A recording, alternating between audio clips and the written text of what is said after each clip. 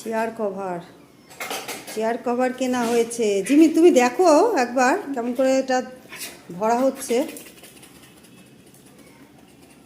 Amazon থেকে, Flipkart থেকে নেওয়া হয়েছে।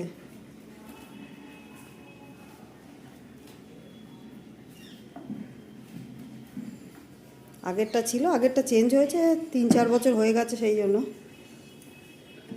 এই যে এটা লুকিংটা, এই চেয়ারটা রিভলভিং চেয়ারটাও ওই সেম ডিজাইনের হয়েছে। দরজার পর্দাও নতুন এসছে, পুজো সাজে সেজে উঠেছে। প্রথমেই আগে আমাদের বাড়ি চিমিও দেখতে ব্যস্ত।